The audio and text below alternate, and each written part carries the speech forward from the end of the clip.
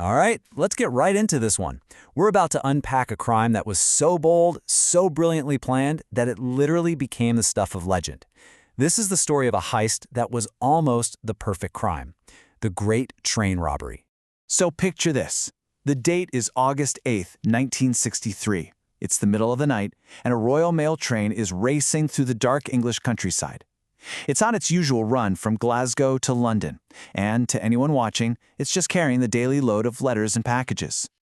But here's the thing, this was not a usual night, because on board that train was a cargo that in today's money would be worth, get this, a staggering £67 million. The stakes were, to put it mildly, absolutely massive.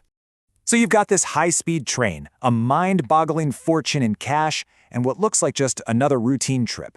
With a plan that's been years in the making about to be set in motion. What could possibly go wrong?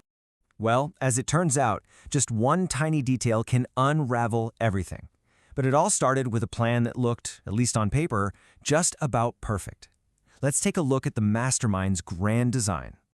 So meet the mastermind, Bruce Reynolds. Now, he was a big-time criminal in London, but even for him, this job was huge. He knew he couldn't do it alone. He needed specialists. So he did something pretty much unheard of at the time. He brought together two rival gangs, creating this 15-man dream team for one very specific, very audacious goal: to rob the train without using a single gun. But the whole plan had a secret weapon. You see, this wasn't just some random attack. The entire operation was built on two incredibly precise tips fed to Reynolds by a mysterious insider, a mole, working deep within the Royal Mail itself. Okay, so here's the first piece of intel. The train had a specific carriage for high-value packages, which was normally like a fortress on wheels, loaded with modern alarms. But, and you can't make this up, on this exact night, all those secure carriages were supposedly out of service, so they were using an old reserve car instead, number M3024M. And the crucial part?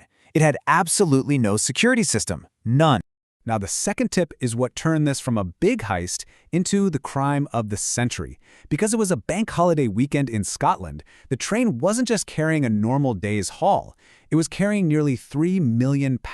That's 10 times the usual amount. It was, for a robber, the absolute perfect storm. So, the plan was locked in. The target was bigger than they could have dreamed. It was time to move on to the next phase, pulling off the impossible. At 3 a.m. sharp, the whole thing kicks off. The gang tampers with a trackside signal at a remote spot called Sears Crossing.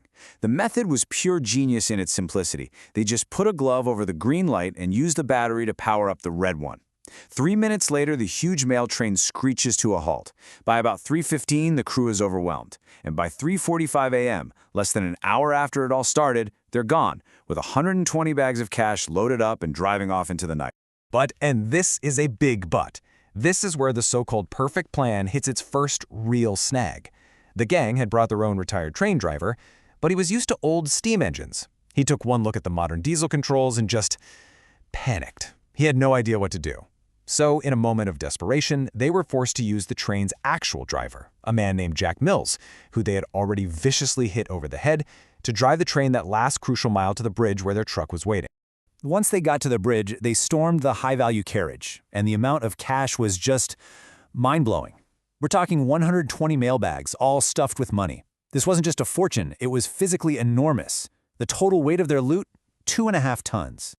As they made their escape, disappearing into the darkness, one of the robbers turned back to the terrified train staff. He gave them one final warning, a single sentence that was supposed to guarantee their getaway, but would actually end up sealing their fate. All he said was, "Don't move for 30 minutes. And right there, that one sentence changed the entire game. Their near-perfect heist was about to be completely undone by that simple warning and, believe it or not, a board game. So why was that warning such a fatal mistake? Well, it gave the police their very first and most important clue. They did some quick math and figured the gang couldn't have gotten more than about 50 kilometers away in 30 minutes. All of a sudden, a massive, impossible search of the entire country was narrowed down to a very specific and very searchable area. Meanwhile, the gang is hiding out at a rented place called Leatherslade Farm, which was well inside that 50-kilometer radius. they're feeling untouchable. They're dividing up millions of pounds, and in a moment of sheer arrogance, they start celebrating by playing Monopoly, using stacks of the actual stolen cash. It wasn't long before a neighbor called the police about all the strange activity at the farm. When investigators showed up, the gang was long gone, but in their hurry, they'd left behind a goldmine of evidence. There were empty mailbags, the getaway truck they tried to repaint, and then the ultimate careless mistake. They had tried to wipe the place clean, but they forgot about the Monopoly board, which was now absolutely covered in their fingerprints. With that critical piece of forensic evidence, the net started to close in. The crime of the century was about to lead to some of the longest prison sentences of the century. So let's look at the final, lasting legacy of this robbery. The courts decided to make a serious example of him. Remember that no guns rule they had? In the end, it didn't matter one bit. To the British government, this wasn't just a robbery. It was an attack on the state itself. The sentences they handed down were meant to send a message. Most of the gang members got 30 years in prison. And this really highlights the two very different fates that came out of this crime. For the robbers, 14 of the 16 men were eventually caught and sent to prison, their lives as criminals basically over. But for their primary victim, the cost was infinitely higher. Jack Mills, the driver they beat, never recovered from his head injuries. He couldn't work again, and he died just 7 years later from the lingering trauma.